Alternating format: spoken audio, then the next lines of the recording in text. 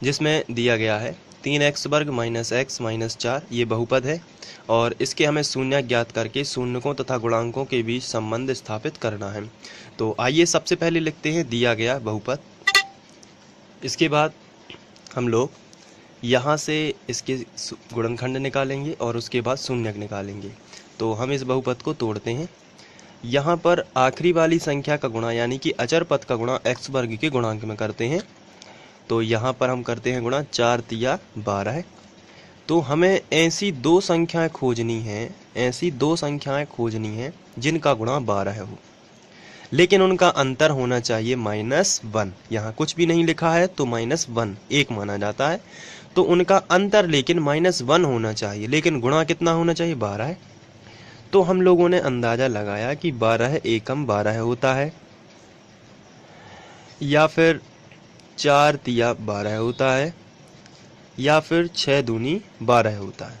लेकिन इनमें से अंतर एक कौन दे सकता है जिनमें एक का अंतर हो?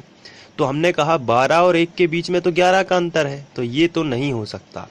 6 और 2 के बीच में 4 का अंतर है, तो ये भी नहीं हो सकता। लेकिन 4 और 3 के बीच में 1 का अंतर है, लेकिन हमें चाहिए -1।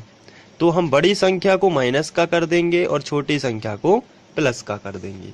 तो आइए हम इसी तरीके से हमें संख्या मिल जाती है -4x + 3x। तो हम यहाँ लिखेंगे 3x वर्ग, ये ज्यों का त्यों। इसकी जगह पर हम लिखेंगे -4x + 3x - 4।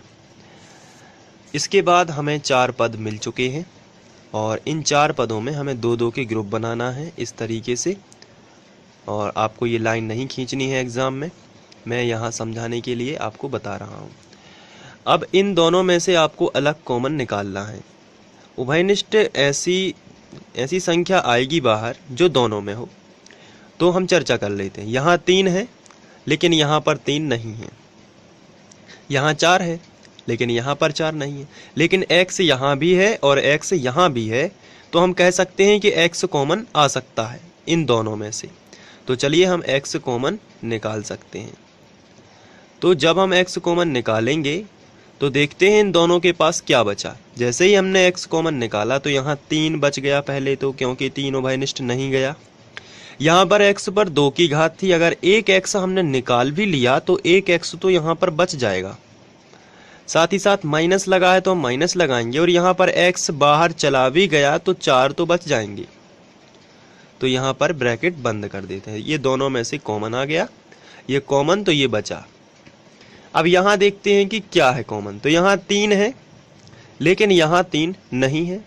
यहाँ 4 है लेकिन यहाँ 4 नहीं है। यहाँ x है लेकिन यहाँ x नहीं है।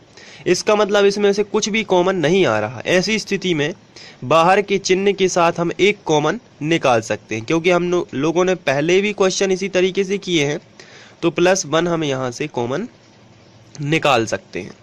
तो जैसे ही हम +1 कॉमन निकालेंगे तो कोई टेंशन की बात नहीं होती, अंदर का चिन्ह ज्यों का त्यों रहेगा। लेकिन हम यदि -1 कॉमन निकालते तो अंदर का जो माइनस है वो प्लस हो जाता, या प्लस होता तो माइनस हो जाता। लेकिन यहाँ ऐसे कोई बात नहीं है, +1 ही कॉमन है, तो इसको हम ज्यों का त्यों लिखेंगे ब्रैकेट में 3x - 4। यहाँ पर आप देख रहे हैं दोनों ब्रैकेट सेम है, तो इसका मतलब हमारा जो हल है वो सही जा रहा है। अब इन दोनों को हम एक बार लिख देते हैं। तो ये हम लिखेंगे 3x - 4, और जो बाहर है x + 1 उन्हें ब्रैकेट में लिख देते हैं x + 1। तो ये बहुपद के गुणनखंड आ जाते हैं। इसके बाद गुणनखंड निकालने के बाद हम शून्यक निकालेंगे। तो शून्यक के लिए हम दोनों गुणनखंडों के बराबर 0 करेंगे। तो यहाँ पर हम लिखेंगे 3x - 4 बराबर 0, या x + 1 बराबर 0। इस तरीके से हम दोनों के बराबर 0 कर लेंगे। अब जो -4 है इसका पक्षांतर इस तरफ कर देंगे, तो देखते हैं क्या मिलता है। 3x -4 इस तरफ आएगा तो 0 हट जाएगा और यहाँ पर 4 लिख जाएंगे, या जो प्लस का 1 है इस तरफ आएगा तो माइनस का 1 हो जाएगा। इसके बाद जो 3 है ये गुणा में है x के साथ, तो ये बटे में आ जाएगा।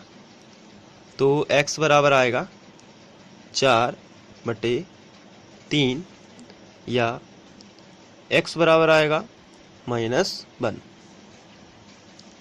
यहाँ पर आप देख रहे हैं कि x का मान, हमारे पास दो शून्यक हैं 4/3 और x बराबर -1। अब हम जांच करेंगे। पहले तो हम लिखेंगे अतः शून्यक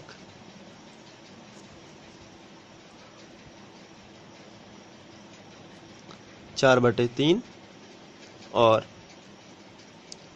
-1 है। अब हम जांच कर लेते हैं। तो हम साइड हेडिंग डालेंगे जांच, और पहले हम शून्यकों का योगफल लगाएंगे फॉर्मूला, और चूंकि ये x वाला क्वेश्चन ही है इसलिए फॉर्मूला ज्यों का त्यों रहेगा। शून्यकों का योगफल, और ये फॉर्मूला होता है ऋण x का गुणांक बटे x वर्ग का गुणांक।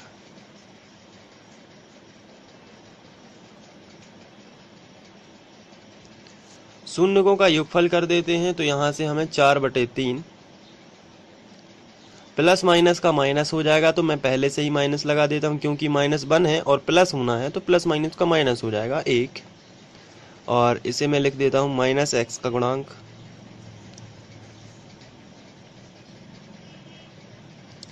बटे x वर्ग का गुणांक।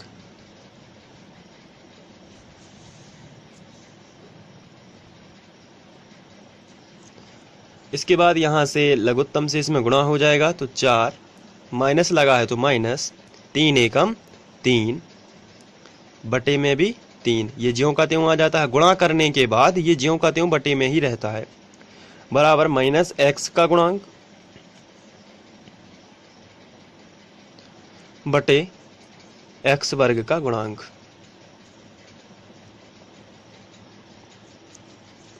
यहां पर हम देखते हैं कि 4 में से 3 जाएगा तो 1 बचेगा, बटे 3 बराबर -x का गुणांक बटे x वर्ग का गुणांक। यहां पर माइनस को हम इस तरफ ले जाते हैं तो होगा -1/3 बराबर x का गुणांक बटे x वर्ग का गुणांक। तो x का गुणांक आया है -1 और x वर्ग का गुणांक आया है 3। तो आइए हम अपने क्वेश्चन में इसको देख लेते हैं। हमारा क्वेश्चन है 3x वर्ग -x -4। तो आप यहाँ पर देख सकते हैं x का गुणांक -1 है, यहाँ x का गुणांक -1 ही है क्योंकि यहाँ 1 माना जाता है, तो ये सही निकलता है। और x वर्ग का गुणांक है 3, तो आप यहाँ पर देख सकते हैं कि x वर्ग का गुणांक 3 ही है, तो ये यहाँ पर संबंध स्थापित हो जाता है। इसके बाद हम लोग शून्यकों का गुणनफल वाला फॉर्मूला लगाएंगे। शून्यकों का गुणनफल